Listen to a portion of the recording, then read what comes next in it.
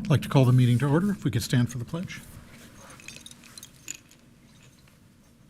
I pledge allegiance to the flag of the United States of America, to the republic for which it stands, one nation, under God,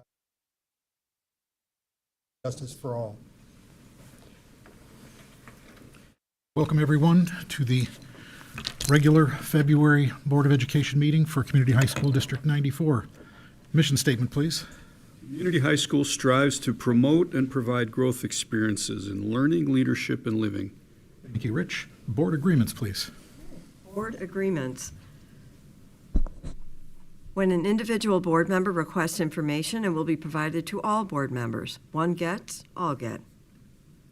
And 4B, individual board members will self-monitor to ensure one person's request for information does not divert an inappropriate amount of time from staff efforts to achieve district goals. Thank you, Lynn. Roll call, please. Mr. Brown? Here. Ms. Casey Mayer? Here. Mr. Amos? Present via phone due to an emergency situation. Ms. Munoz? Here. Mr. Nagel? Present. Mr. Sake? Present. Mr. Zuniga? Here. Okay, that brings us to Student of the Month.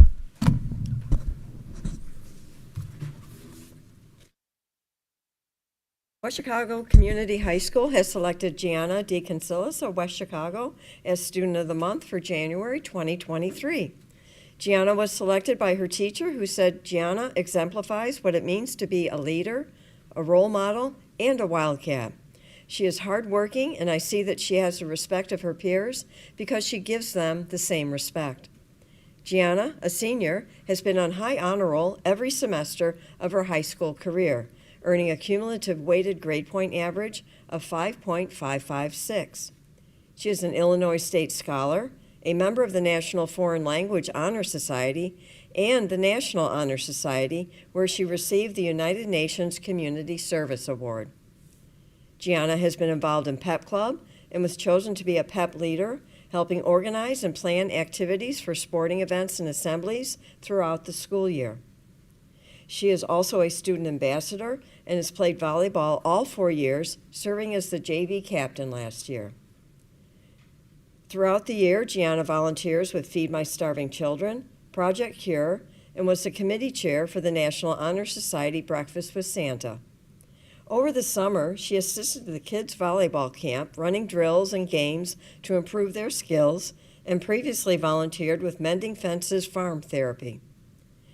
Gianna works for My Chef, a catering company for weddings and other special events. She helps prepare for meal services and ensure that guests and venue owners have a successful experience. When asked about her favorite high school memory, Gianna said, "My favorite high school memory would have to be winning first place in conference for volleyball my freshman year. Also, being part of the squad during the state soccer game and cheering on the team to a victory was a memory that I'll never forget." Gianna has this advice for future Wildcats. "I would advise future WeGo students to just have fun and make the most of your high school experience. Getting involved is the easiest way to meet people who share similar interests, and there is a club here at West Chicago for everybody. Don't be scared to try new things because you might just find something you are passionate about. After all, you will never know until you try. I would also recommend attending as many sporting events as possible because these are the times that make you feel like you are truly a part of the community." After graduation, Gianna plans to attend the University of Arizona to major in nursing. She plans to pursue pediatric nursing or become a labor and delivery nurse in the future. Congratulations, Gianna.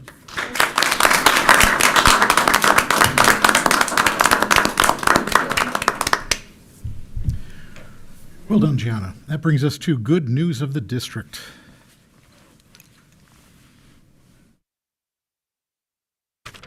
Wildcat speech members advance in the IHSA Forensic Competition. IHSA Forensics, Speech, is a competitive performance-based activity with 15 different events where students can compete for individual awards that count toward a team ranking.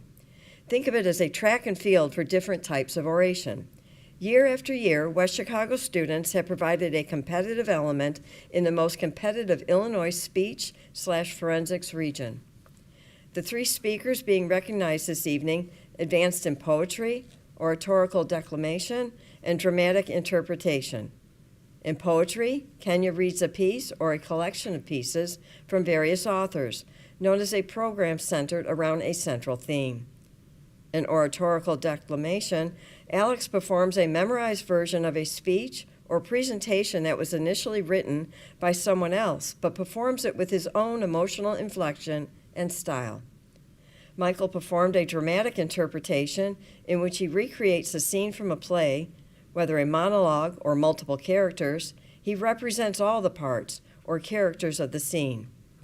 All 3 of these speakers advanced to the sectional tournament at Wheaton-Morinville South High School and represented our school with the class and excellence we expect from all our Wildcats. In addition to recognizing these fine student performers, it is essential to recognize their teammates who are part of their speech family and compete alongside them all season to create a supportive environment that makes the long tournaments enjoyable. The families that manage to get them to school before the sun comes up and pick them up after it has gone back down again. Their coaches, Mark Begochich and Nicole Stadler, put in countless hours, sacrificing time with their own families to work tirelessly to make these speakers feel as comfortable as possible when up in front of people performing. And Mr. Worley has always been a great support to this activity and our team. Thank you to this board for supporting this vital activity and the kids participating in it. So we have certificates for Michael Angeles.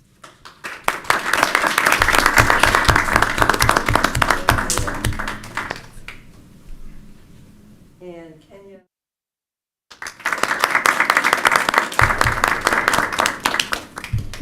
And Alexander Bradley. Congratulations, Alexander, Michael, and Kenya. And that brings us to public participation. This is the portion of our meeting where any member of the public can address the Board of Education on any topic. We welcome your comments and will carefully listen to your concerns. We will not be able to engage in a dialogue during public participation, but when appropriate, we will direct the administration to follow up. Presentations are limited to no more than 5 minutes per person, with a total time limit of 30 minutes for public participation. Personal charges or complaints against individual employees, volunteers, or students of the district should not be initiated during public comment. At this point, we have not received any public comment. Is there anybody who wishes to make public comment? Seeing none, we move on to reports and information. Superintendent's report. Good evening, and for tonight's report, I am going to just restrict it to the FOIA requests that the district received. The district received 6 FOIA requests this past month. One from the Illinois Retired Teachers Association asking for the names and email addresses of any certified staff who are retiring this year. Secondly, a FOIA request from AFSCME Council 31 for a list of all current D94 employees, including their names, titles, and wage salaries for current collective bargaining agreements currently in effect. Thirdly, a FOIA request from local labs asking for names, titles, departments, and pay rates for all D94 teachers. Fourth, a FOIA request from the law firm of Nigro, Westphal, and Griska for information regarding the 2022 rooftop replacements. Fifth, a FOIA request from the Daily Herald for our sub pay rates. And then lastly, a FOIA request from Cheryl Moore for all invoices or POs that identify the actual services or items submitted to ISBE for reimbursement under ESSA/COVID for operation and maintenance of plant services that were not included with the attached response. And that concludes my report. Thank you. That brings us to Director of Business Services. Thank you. Just a few items. The business office, along with the operations team, are currently in the process of implementing a new work order system that is much more user-friendly than our current system. Cost is similar to the current system. We expect to go live with that system in the coming weeks. This is the same system we currently use for internal facility reservations. They also have an option for external facility reservations, which we hope to implement this summer. That implementation for external reservations will also be a good time to review our current facility rental policies and make any updates that are needed. More to come on this in the coming months. Second, as you might recall from almost 2 years ago now, the business office and HR departments were looking at updating our current Skyward accounting and HR platform to the new and improved Skyward platform called Cumulative. After a bit of delay, we are ready to move forward. We expect to have training platform available to us in April with the goal of going live with the new system in November. In preparation for this move, the business office and the HR staff all took a field trip to Glenbrook High School District 225, who implemented that system a few years ago. The Glenbrook staff had some great strategies on implementation, provided a great overview of the system. We really appreciated that Glenbrook staff took the whole day to review Skyward Cumulative with us, and we look forward to a smooth implementation. And lastly, as part of the staffing request, next month we'll be requesting a new cashier position in the clerk category of the support staff bargaining unit. There has been a need for this type of position for some time. We've discussed this internally since I started at the district, but then put it on the back burner once COVID took over. This position will help us move our procedures towards best practices by centralizing cash handling in the building, reducing the number of people involved on the front end, enhancing our internal controls for registration, fee collection, student activity collections, and athletic events, while also improving efficiencies. This position will also be responsible for contacting families and setting up payment plans and reaching out to families who are still unpaid or unaware of available fee waivers. The plan is to hire this position in the spring in order to align with the start of the registration process. This much-needed position will benefit the district's families, student services teams, athletic coaches, student activity sponsors, as well as the business office. If there are any questions, we'll circle back again to this again at the March Committee of the Whole meeting. And that concludes my report. And that brings us to Human Services Report. Thank you. They now say there is no longer a hiring season because it is always hiring season. But despite that fact, we are gearing up for what we anticipate will be some regular movement this spring. We are already in the process of filling vacancies due to retirements or positions that had not been filled this school year. And the HR office is focused on recruiting quality candidates and continuing to improve the candidate experience from their very first interaction with our district through the hiring process and then into the onboarding and orientation phase. Our recruitment efforts range from your standard job fairs and social media presence to participating in mock interviews with Aurora University, and most recently working with the We Go Narrative Project to share the story of why our staff loves working in West Chicago. I'll look forward to sharing more with you when that project is completed. In addition, as Mr. Oberg mentioned, we are excited about the addition of a new cashier position as part of a larger staffing request that will be coming your way in March. The staffing request will give a comprehensive look at the district's needs across both the licensed and support staff for 23-24. And finally, as you well know, the administration is constantly keeping up with changing legislation and making adjustments as needed to protect the district and its stakeholders and generally remain in compliance. There are two newer pieces of legislation that I think are important for the board to be aware of. The first is the Illinois Family Bereavement Leave Act, which just took effect on January 1st, 2023. Under this new law, employees are entitled to up to 10 days of unpaid leave for reasons such as grieving the death of a close family member, miscarriage, or failed adoption. We've already been able to offer this to a number of employees, and when paired with our employee assistance program, it provides the support and resources that they may need during a very difficult time. The second piece of legislation you may already be aware of is FACE law, which extends the criminal definition of grooming and essentially elevates the standard for mandated reporting. Initial steps to address the new requirements of FACE law are already well underway, including updating policy and additional staff training on child sexual abuse. We're now preparing for additional requirements that go into effect on July 1st, such as an enhanced employment history review for all new hires who will have direct contact with students. And this concludes my report. Thank you, Julie. Principal's report. There are certainly many positive events to report about this month. First, congratulations go out to Nolan Allen and the entire boys wrestling program. As you have heard, Nolan won the first state championship in male wrestling for WeGo in 30 years. On Saturday, he placed first in the 3A 152-pound weight class. We have more athletes competing this weekend in state championships for girls wrestling and boys swim, and we are hoping to celebrate even more achievements later this winter. Also, congratulations to our chess team who won the Upstate 8 Conference for the first time in 20 years.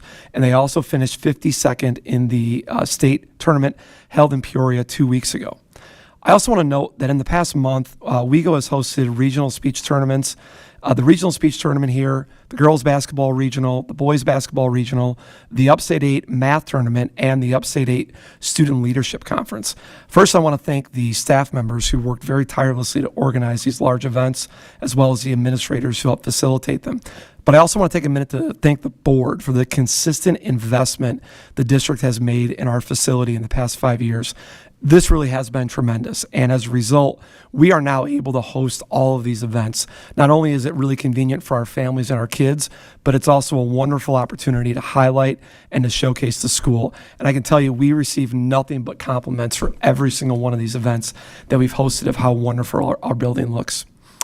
I also want to note that later this week, we'll be hosting concerts in choir and orchestra on Wednesday night and in band on Thursday night.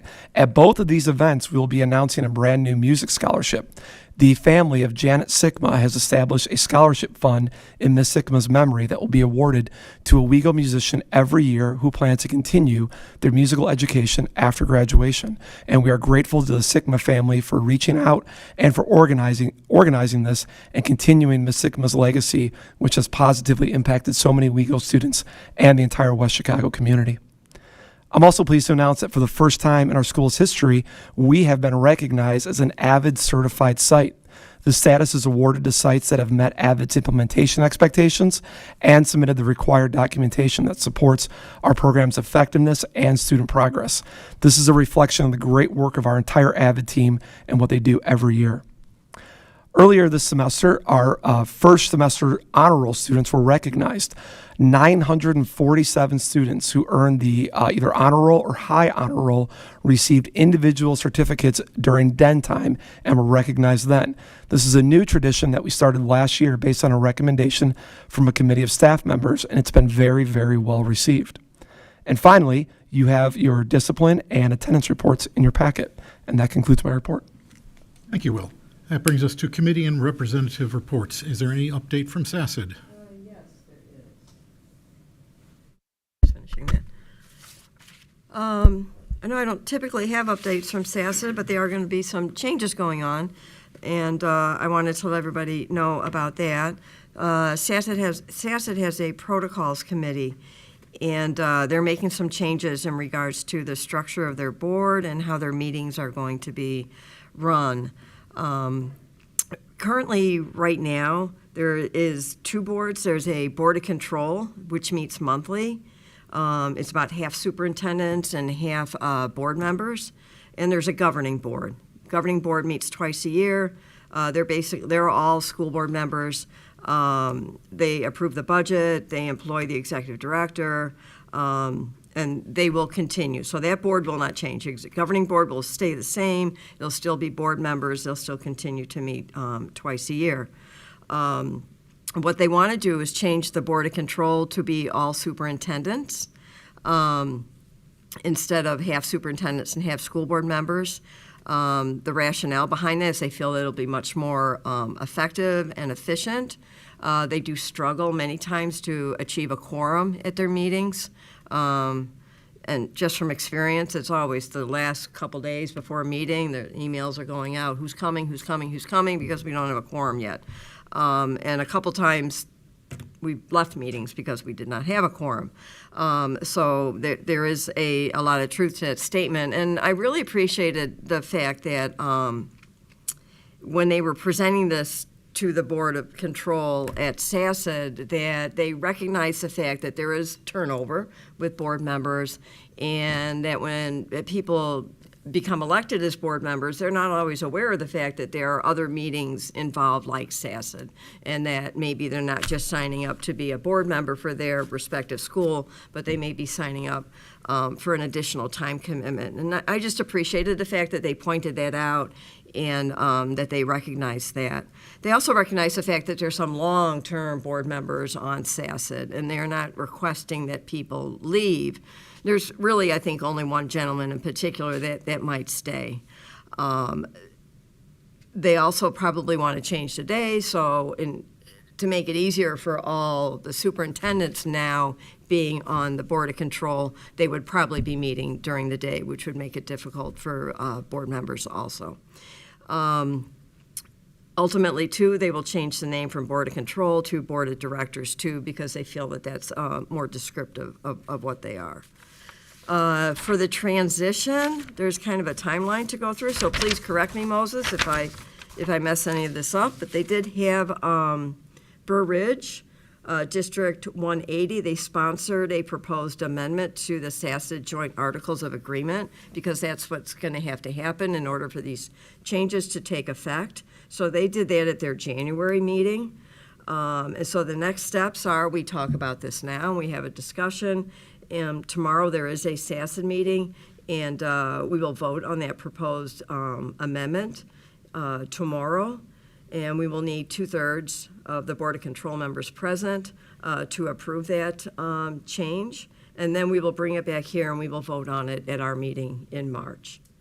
It's really just those two things that are changing, that it will be all superintendents and that they're changing the name to Board of Directors from the Board of Control. Does anybody have any questions? What's your recommendation? Are you I recommend that we make the change.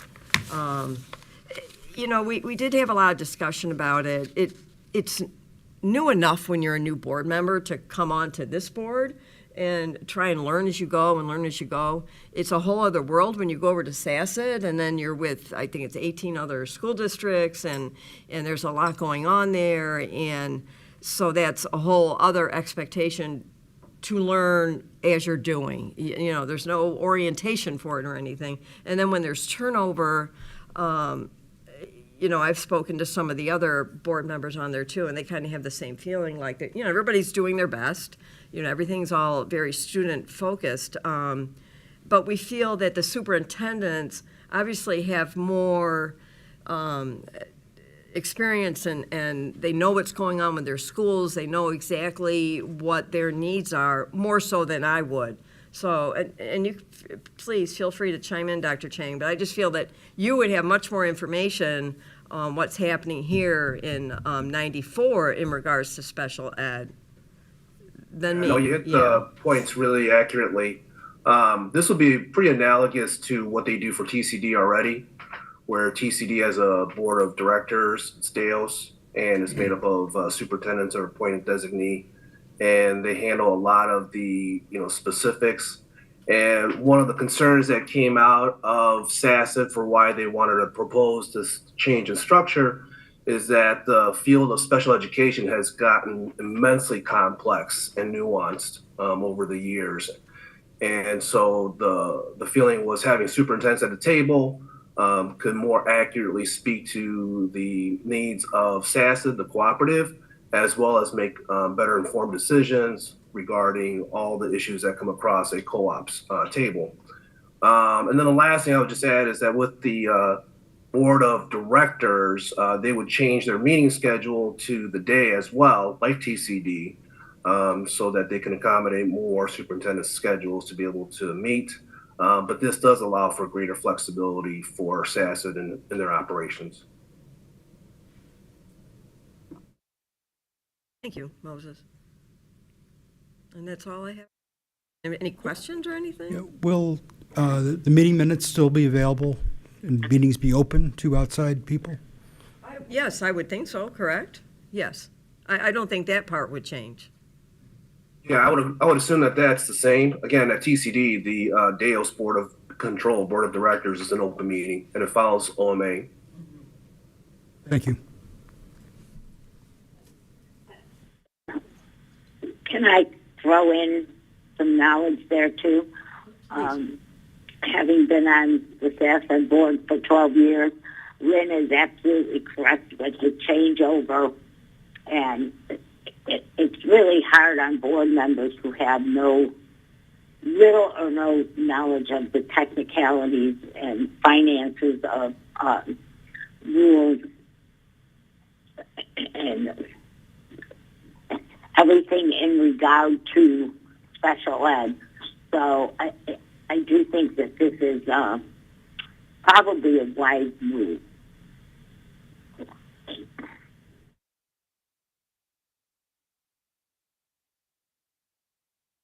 All right, thank you for that update from the wonderful world of SASD.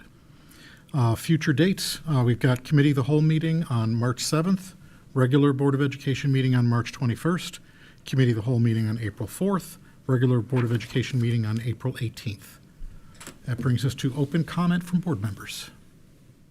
I'd like to express my appreciation to the administration for taking the opportunity to go and visit another school that's been working with the software we're planning on getting, get the tips and tricks and things. So I think that's wonderful that we took the initiative to do that, and Glenbrook was willing to spend a day with us. It's nice in the educational field where people share information instead of hoarding it. So that's great.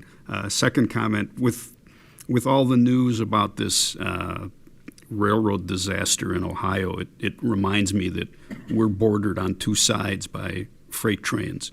And I'm just wondering, does our emergency response plan include things that could happen on the two railroad tracks that we're adjacent to? I will check in and get back to you, but I believe it does, including the evacuation plans.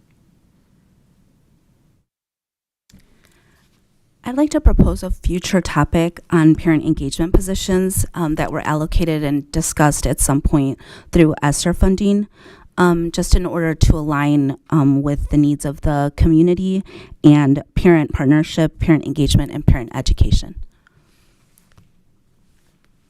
Okay, so we'll put that down as a future topic. Yeah, if any, just if I can give you a call about that, talk about more specifically what you were thinking about. If you recall earlier last year, when we talked about the change in the dean's office structure and wanting to move Ms. Jimenez Winton into the director of dean's position, as well as Janet Hurtado, social worker, into the dean's position. The concept there was to have that department, as well as the counseling department and the student services department, work together to focus on that parent engagement. And I think through all the updates that I provided to the board with regards to the new series that we're doing, that's where the shift has happened with parent engagement. And obviously we've offered way more this year with engaging our parents and offering those services, as well as partnering with our middle school to have those opportunities extended to them as well. So I'll give you a call just to find out what exactly you're looking at with that one, but just know that engagement has happened in a variety of formats, because we felt that was better suited for both our demographics as well as our feeders. Okay, any other open comment from board members? I don't. I guess I'm kind of caught off guard because, I didn't realize. I thought we were supposed to be having a parent engagement meeting, or committee or something that was state mandated. So having all these other things, does that to fill that requirement? We'll put that down as a specific agenda item for Okay. future meetings so that we can do a deep dive into that. Okay, all right. I'm sorry, that's why I said I felt uncomfortable saying something. I didn't know if this was the time or place. Yeah, for clarification, I think you're talking about the PTAC committee, which is required. The parent engagement that we're doing are just parent engagement series that we are doing on our own, because we know that that's a benefit for our families. Okay. And so, this is a little bit of a surprise as well as a topic coming up. And I know that Penny wanted to put it on a future agenda item, and I appreciate that, so we can discuss that further. But I just wanted to put out that clarification that last year, as Penny was referring to, when we talked about parent engagement, the shift went away from an actual specific person per se, as opposed to taking the three departments of the dean's office, and then the counseling off area department, and then the student services department to work together to put on a parent engagement series. And Dr. Dwyer can speak to all that has happened this year already at different levels for how we engage our families. And the reason we made that shift was because those three departments have the most contact with families than any other department singly in the school. They respond to kids' needs, and they can speak to a lot of issues that they're dealing with. So through their coordination with Len Egan and Keely Hanley-Anschel and Veronica Jimenez-Winton, they put on a tremendous series, which I know I've sent to the board in an update for how to engage with our families. So I just wanted to provide that clarification. Okay, thank you. Any other open comment from board members at this time? Okay, any other future issues that board members would like to have brought up? All right, hearing none, that brings us to consent agenda. Does anyone wish to remove any item from the consent agenda for separate action? Yes, the special board meeting and the committee of the whole meeting minutes for February 7th. 1C and 1D. All right, anything else? All right, I would move approval of the consent agenda, which includes approval of minutes from the regular Board of Education meeting January 17th, the closed session meeting from January 17th, approval of the financials as presented in the agenda, the adoption of textbooks, Krugman's Economics for AP courses, 4th edition, print and electronics, Introductory Horticulture, 9th edition, plus MindTap, print and electronic, and the personnel report as presented. So move. Second. Roll call, please. Ms. Casey Mayer, Aye. Mr. Amos, Aye. Mr. Munoz. I'm sorry, Ms. Munoz, Aye. Mr. Nagel, Aye. Mr. Sake, Aye. Mr. Zuniga, Aye. Mr. Brown. Aye. All right. Recommended motion is that we approve the minutes from the Special Board of Education meeting from February 7th, 2023, and the Committee of the Whole meeting minutes from February 7th, 2023. Moved. Second. Any discussion? Roll call, please. Mr. Nagel, Aye. Mr. Sake, Aye. Mr. Zuniga, Aye. Mr. Brown, Aye. Ms. Casey Mayer, Aye. Mr. Amos, Abstain. Ms. Munoz. Aye. There being no old business, we go to new business. Change of position. The recommended motion that the Board of Education approve the resignation and transfer to a licensed teaching position of Sandra Pompuch, Assistant Director of Specialized Services, beginning with the 23-24 school year. So move. Second. Okay. Any discussion? Roll call, please. Mr. Zuniga, Aye. Mr. Sake, Aye. Mr. Nagel, Aye. Ms. Munoz, Aye. Mr. Amos, Aye. Ms. Casey Mayer, Aye. Mr. Brown. Aye. That brings us to Quest Contract 2023 to 2024 school year.